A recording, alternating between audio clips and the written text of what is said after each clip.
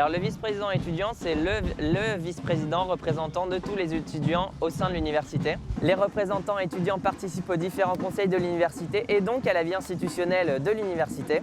Et c'est pour ça que c'est important d'aller voter pour eux, pour se faire entendre, pour se faire représenter. Les BDE participent à la vie étudiante de leurs composantes, de leur faculté, mais aussi à la vie étudiante de l'université en proposant des projets riches et variés sur différentes thématiques et ouverts à tous les étudiants de chaque composante sans distinction. C'est pour tout le monde. On a la chance à l'université d'avoir un large panel d'activités disponibles, aussi bien en termes de sport que de culture. Et si on continue sur le sport, on a de nombreuses installations et encore plus de créneaux. On a vraiment un large choix, on fait ce qu'on veut, quand on veut, il n'y a aucun souci. Alors à Lille 2, on a la chance d'avoir des associations qui sont dynamiques, investies dans la vie de l'université et sur différentes thématiques. Je pense notamment au sport, à la culture, mais aussi à l'entraide à la fois locale et internationale.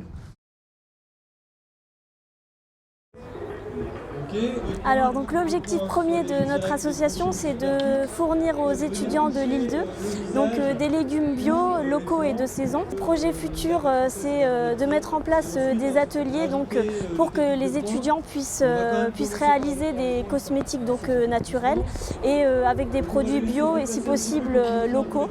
Donc la Goutte d'eau, c'est une association de solidarité locale et internationale. L'objectif, c'est d'aider des populations qui sont dans le besoin. À travers le monde, mais aussi dans la région Nord-Pas-de-Calais.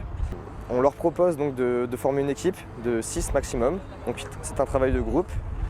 Ils auront la chance de partir l'été prochain donc, dans le pays pour superviser les travaux, payer et vivre une expérience aussi hors du commun. L'été dernier, il y a eu un projet au Sénégal, donc j'ai fait partie.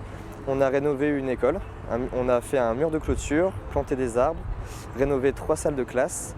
Et on a aussi construit un bureau pour les professeurs.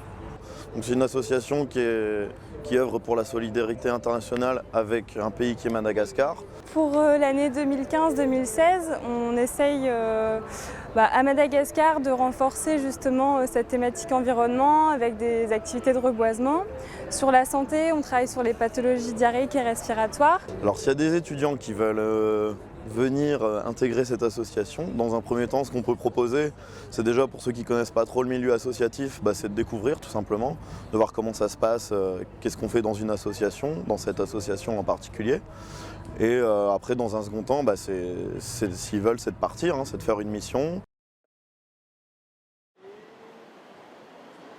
Comment ça se passe ? Oui, alors l'atelier photo est encadré par monsieur Alexandre Cafio, qui est un professionnel de la photographie.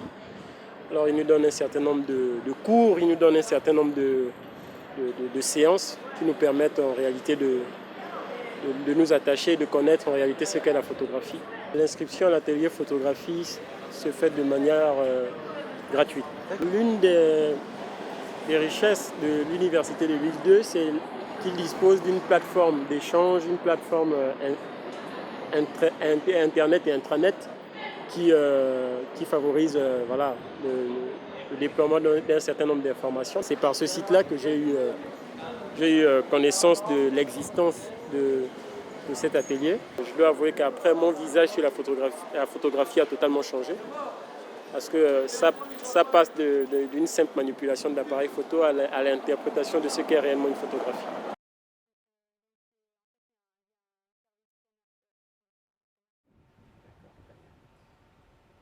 En fait, il y a un service international au siège.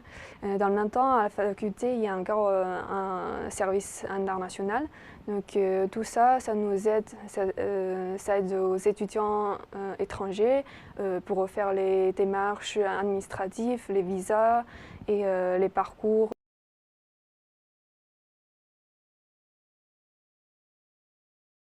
À Lille, on peut faire plusieurs activités. Il y a une rue qui s'appelle Ferrinon. On passe tous les soirs là-bas pour prendre un verre avec les amis.